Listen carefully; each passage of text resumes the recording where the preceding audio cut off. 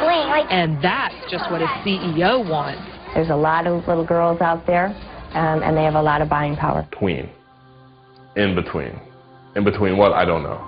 I don't know what's before tween, because the bottom end of tween is constantly getting younger. It used to be, I believe, 8 to 12, and now it's 6 to 12, and it can get 4 to 12. And this gives you a clue to some of the perverted thinking that's going on in this field. The idea that a 6-year-old is no longer a child, but is between childhood and adolescence. Express yourself, girl, let it all hang out. Just do your thing, ain't nothing to worry about. One of the crucial aspects of this trend is that marketers never communicate their adult messages and values to kids simply as kids, but as boys and as girls. And girls are being taught they need to be pretty, sexy, and what they buy determines their value, and how they look determines their value. It's true that to some extent advertisers have always appealed to girls at this level. Barbie, you're beautiful. But there can be little doubt that something radically different has emerged over the past few years. It's my scene, my bling, bling, bling. The new my scene, my bling bling girls are here. Nice bling. Here, wear my ring. Ooh, sparkly. You see now dolls with highly sexualized outfits and themes marketed to 6-year-olds. I go to visit preschools, and I'll see 4-year-old girls in what I often call crotch skirts, modeled after Bratz dolls. That's so cute. I would seriously wear that. Thanks. Be Bratz. Be one. While one part of you cognitively may be able to accept belly shirts when you're 7 years old, are you emotionally mature enough to handle the outcome when you go out in public and people look at you like, you know, an underage Britney Spears? And with boys, we see the same pattern. While to some degree marketers have long targeted boys with what would seem to be adult messages, messages that equate being a man with aggression and toughness and violence, today's boys are immersed in an altogether different world. Fire! Exciting!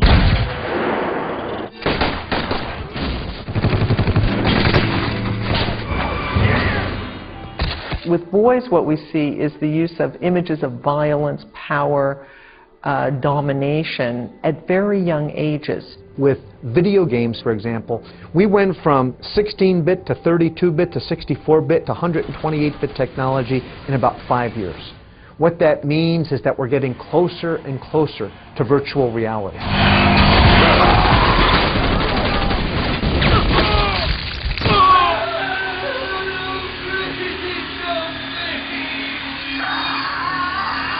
The amount of violence, entertainment violence, that young children are exposed to is startling.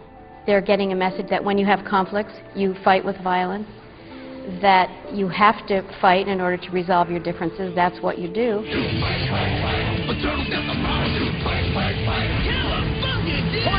And that watching violence is fun. What the hell is this? It's entertaining.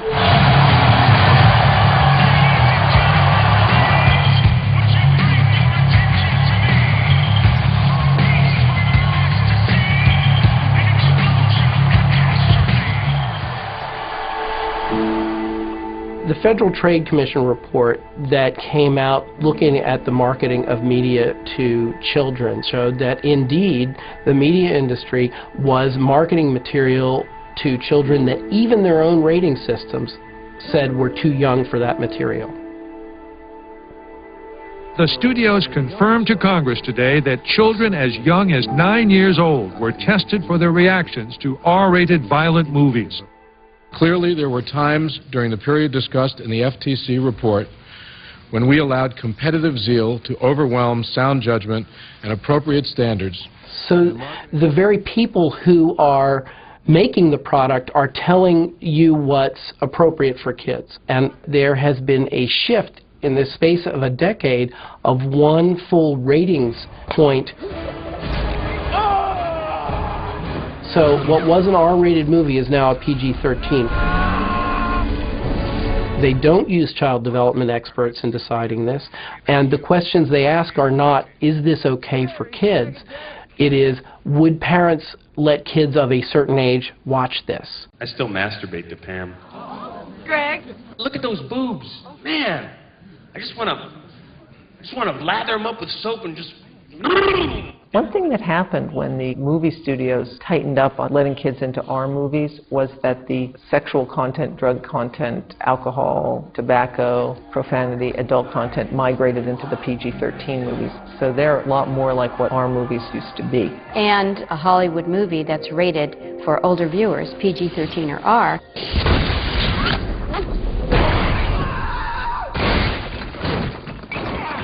has a whole line of toys and products marketed to children 3, 4, and 5 years old. New Itsy Bitsy Spider-Man. Despite growing concerns about the industry's explicit strategy of age compression, its drive to reach kids at younger and younger ages has only accelerated. The result is a massive and growing toddler industry that almost from the womb now blankets babies in brands. It's really hard to find baby paraphernalia that's not plastered with media characters. You can find unbranded baby stuff, but you can find it in high-end toy stores. But if you go to places where poorer middle-class families shop, it's all branded. So the babies start out life with the notion of consumption. And that's not an accident. What they want is cradle-to-grave brand loyalty. That's what they talk about, share of mind. They talk about owning children for life. Norman Feeney, Pepsi drinker for life. There's been this recognition, apparently, that children as young as 6 months of age can recognize brands. So now, if they can recognize brands, we've got to make sure that they recognize our brand.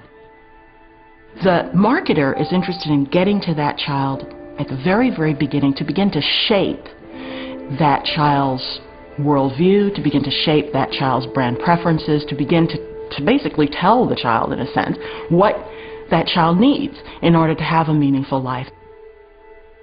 And that's where we see, as mothers, that's our job. It's not theirs.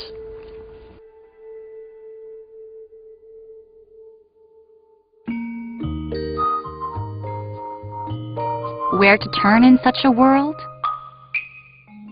Millions of parents are now finding some solace in what appears to be a counter-trend. It's a new media movement that claims to be good for infants. And whether we're talking about developmental DVDs like Baby Einstein and Brainy Baby, or 24-hour programming for infants and toddlers on TV, the idea is that good media is the best antidote to bad media. We don't get to decide how tall they'll end up, or what their shoe size will be in 2 years. But how big their imaginations get? Is that your shirt? Well, we do have some say in that. The idea is that our kids would be all right if parents would simply turn their children away from the commercial clutter and turn them on to educational media. Because kids don't just grow up, they think up. But the question is any of this even true? There is not one iota of research evidence that shows that they teach children anything, or that the children who experience these things at early ages are any different in terms of their educational capacity or their fund of knowledge later on down the line. It is a huge, hundreds of millions of dollars a year business.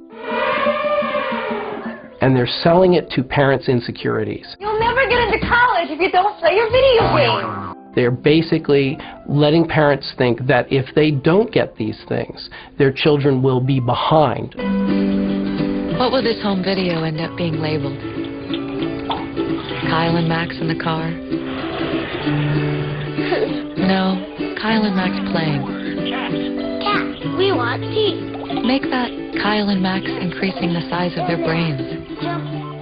The majority of parents think if they don't put their kids in front of media early and often, that they are going to be behind other kids. And even as this industry has been making big educational claims, it's been making even bigger profits. Sales of infant videos and DVDs purporting to be educational are expected to reach $7.8 billion by 2000.